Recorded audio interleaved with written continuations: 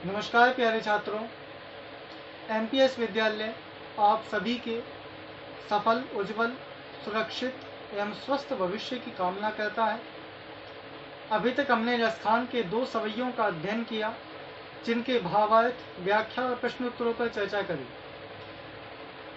आज मैं जीतराम भास्कर आपको हिंदी विषय के अंदर रसखान पाठ के तीसरे सवैये का भावार्थ समझाऊंगा और इससे अगली वाली वीडियो में इसके प्रश्नोत्तर और व्याख्या पर चर्चा करेंगे।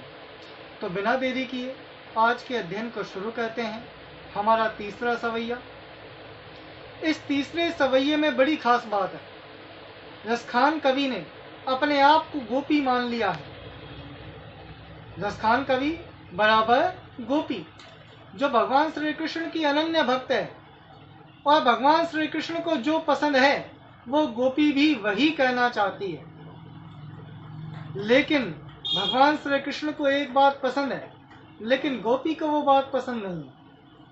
तो गोपी क्या कहना चाहती है, क्या नहीं कहना चाहती है, वो इस सवैये में हम अध्ययन करेंगे। बड़ा ही सुंदर, भावुक और श्रृंगार रस से भरा हुआ यह सवैया है। तो बिना देरी किए आज के अध्ययन को शुरू करते हैं। इस सवैये में गोपी के द्वारा, भगवान श्री कृष्ण के द्वारा रचे जिन जिन स्वांगों को उसे कहना है उन्हें कहने की, और जो नहीं कहना है उसे नहीं कहने की बात कही गई है। इसके साथ साथ गोपियों की कृष्ण के प्रेम को पाने की इच्छा व उनकी कोशिश का वर्णन किया गया है। कैसे किया गया है, पढ़कर देखते हैं। पहले मैं पढ़ रहा हूं, मेरे पीछे पीछे आप भी उच्चारण करना। पहली पंक्ति। मोरे पाखा से रे ऊपर राखी हो, गुंजे की माला गर पहिरोंगी। दूसरी पंक्ति। ओढ़े पीताम्बर लैला कोटी बाले, गोधान ग्वादन संग फेरोंगी। तीसरी पंक्ति। भाव तो वो ही मेरो रसी खानी, सो तेरे काहे सब स्वांग करूंगी।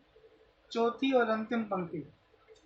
या मोरेली धरे की अधराना धरी अधराना धरूंगी। एक बार दोबारा मेरे पीछे पीछे बोलना। मोरे पाखा से रे ऊपर राखी हूँ, गुंजे की माला गले पहिरोंगी। ओढ़ी पीताम्बर लैला कोटी बाल, गोधन ग्वादन संग फिरोंगी।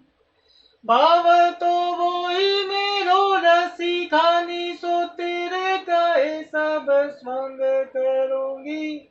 या मोरली धरे की अधरान धरी अधरान धरूंगी।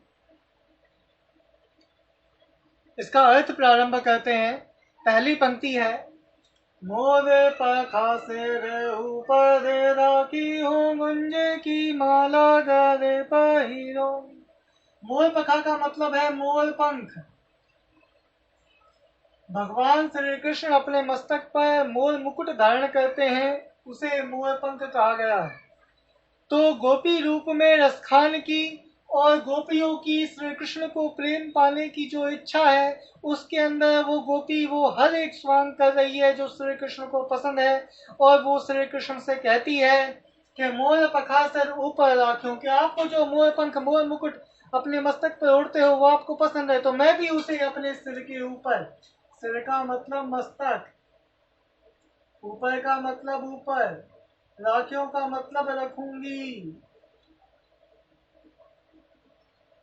गुंज की माला गले पहिरोंगी। गुंज का मतलब होता है वैजंती माला। भगवान श्री कृष्ण अपने गले में वैजंती माला पहनते हैं, तो वो गुंज, गुंज का मतलब वैजंती माला। माल का मतलब माला, गले का मतलब गले, पहनूंगी का मतलब पहनूंगी। यानी कि भगवान श्री कृष्ण को जो मोर मुकुट अपने मस्तक पर धारण करना पसंद है, तो वो गोपी भी क्या करेगी, उस मोर पंख के मुकुट को अपने मस्तक पर रखेगी और क्या करेगी, और वो वैजंती माला जो भगवान श्री कृष्ण के गले में रहती है, उस वैजंती माला को भी धारण कर लेगी। तो गोपी रूप में रसखान कवि प्रभु श्री कृष्ण से कह रहा है कि हे प्रभु, आप जिस मोर मुकुट को सर पे धारण करते हो, उसी मोर मुकुट को मैं भी सर पे धारण करूंगी, और आप जिस वैजंती माला को अपने गले में धारण करते हो, उसे मैं भी अपने गले में धारण कर लूंगी। आगे, ओढ़े पीताम्बर लैला कोटि बल गोधन ग्वालन संग फिरूं। ओढ़ी का मतलब ओढ़कर, पीताम्बर का मतलब पीले वस्त्र।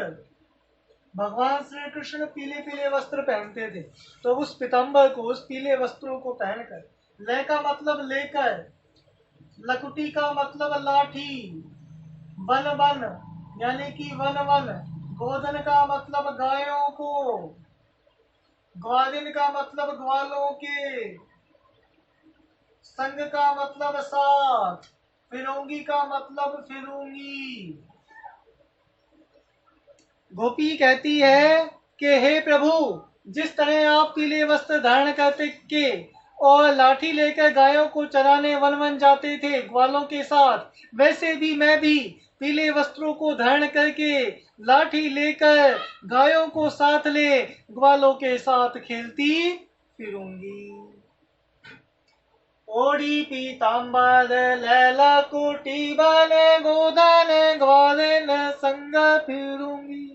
गोपी कहती है कि हे प्रभु, मैं भी आप ही की तरह पीताम्बर ओढ़कर लाठी ले वन वन गायों को ग्वालों के साथ खेलते खेलते घूमती फिरूंगी, कि आप ही की तरह मैं भी पीताम्बर धारण करूंगी, वही लाठी लूंगी।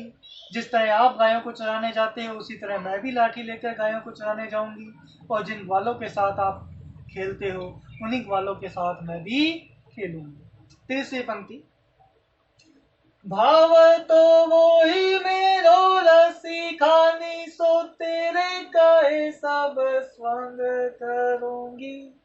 बड़ी सुंदर लाइन है और बड़ा ही सुंदर सवैया। तीसरी पंक्ति में रसखान कवि कहता है, भाव तो वो ही मेरो रसी खानी, सो तेरे काहे सब स्वंग करूंगी। रसखानी यानी कि रसखान कवि, रसखान कवि कहता है, क्या कहता है कि गोपी कहती है भाव तो का मतलब अच्छा लगता है, वो ही मेरे, कौन मेरे कृष्ण, कि मुझे तो एक वही श्री कृष्ण पसंद है, सो फिर या तो तेरे यानी कि आपके, यानी कि श्री कृष्ण के, कहे का मतलब कहे, सब का मतलब सभी, स्वांग का मतलब होता है स्वांग यानी कि कार्य, करूंगी का मतलब करूंगी,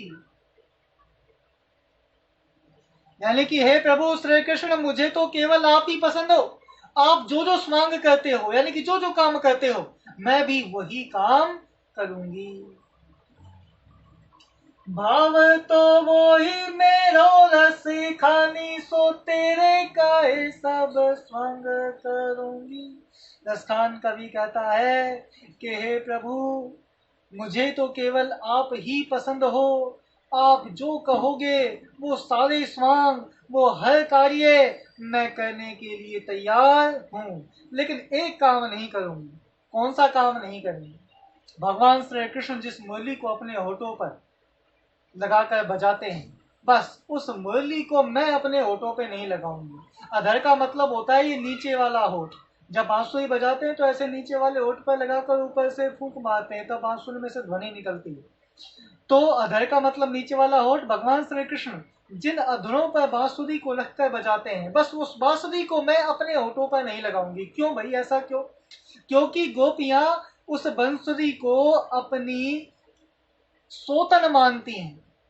गोपियों को ऐसा लगता है कि भगवान श्री कृष्ण हमसे ज्यादा उस बंसुरी के साथ समय बिताते हैं, इसलिए उनको बंसुरी से चिढ़ है।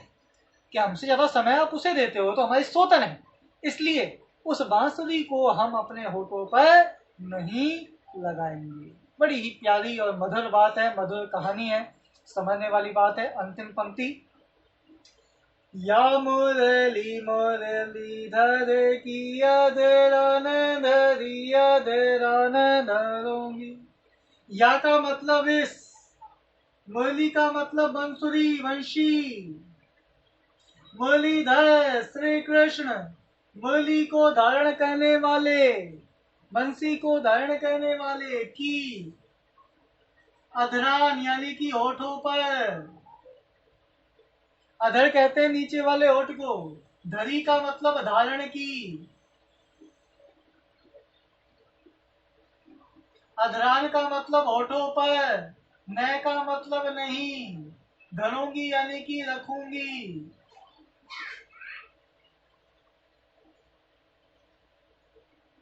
कि प्रभु सारे स्वांग करूंगी, मुझे तो आप ही पसंद हो, जो आप कहोगे मैं वही करूंगी, बस एक चीज नहीं करूंगी। कौन सी नहीं करूंगी? आप जिस बांसुरी को अपने होठों पर रखते हो, उस बांसुरी को, उस बंशी को मैं अपने होठों पर नहीं रखूंगी। क्यों नहीं रखूंगी ये भी आपको पता है। क्या पता है आपको? आपको ये पता है कि जो गोपियां हैं वो उस बांसुरी को अपनी सोतन समझती हैं। गोपियां समझती हैं, सोतन का मतलब होता है यानी कि मेरे पति की एक और पत्नी हो जाए, मेरे अलावा एक और, उसे सोतन कहते हैं। तो बांसुरी को वे अपनी सोतन समझती हैं। वे समझती हैं कि वे श्री कृष्ण बांसुरी के साथ ज्यादा समय व्यतीत करते हैं और हमारे साथ कम, इसलिए वे बांसुरी से चिढ़ती हैं। इसलिए वो गोपी कहती है, क्या कहती है कि या मुरली मुरलीधर की, यानी कि यह जो बंसी श्री कृष्ण की है, अधरान धरी, जो भगवान श्री कृष्ण अपने होठों पर धारण करते हैं, अधरान धरूंगी, उसे मैं अपने होठों पर कभी भी धारण नहीं करूंगी। तो चारों पंक्तियों का अर्थ मिलाकर के पढ़ते हैं कि क्या अर्थ तैयार हुआ। सबसे महत्वपूर्ण बात यह है कि प्रस्तुत का सवैये के अंदर गोपियों की कृष्ण के प्रेम को पाने की इच्छा व कोशिश का वर्णन किया गया है। रसखान कवि स्वयं गोपी के रूप के अंदर अपने भावों को व्यक्त कर रहे हैं और क्या कह रहे हैं? मोरे पखा से रे ऊपर राखे हो, गुंजे की माला गले पहिरूंगी, ओढ़े पीताम्बर लैल कोटि बन, गोदन ग्वालन संग फिरूंगी, भाव तो वही मेरो रसिकनी, सो तेरे कहे सब स्वांग करूंगी, या मुरली मुरलीधर की अधरान धरी अधरान धरूंगी। प्रस्तुत सवैये में रसखान कवि गोपियों की श्री कृष्ण को प्रेम के पाने की इच्छा व कोशिश का वर्णन करते हुए कहते हैं कि हे प्रभु श्री कृष्ण, जिस मोर पंख को अपने सर पर आप मोर मुकुट रूप में धारण करते हो, उसे मैं भी अपने सर पर धारण करूंगी। मैं आप जिस वैजंती माला को गले में धारण करते हो, उस वैजंती माला को गले में धारण करूंगी। आप पीले वस्त्रों को ओढ़कर, लाठी लेकर ग्वालों के साथ वन वन गायों को चराने जाते हो, तो मैं भी उन्हीं पीताम्बर को धारण करके, लाठी को साथ लेकर, गायों को साथ लेकर, ग्वालों के साथ खेलती फिरूंगी।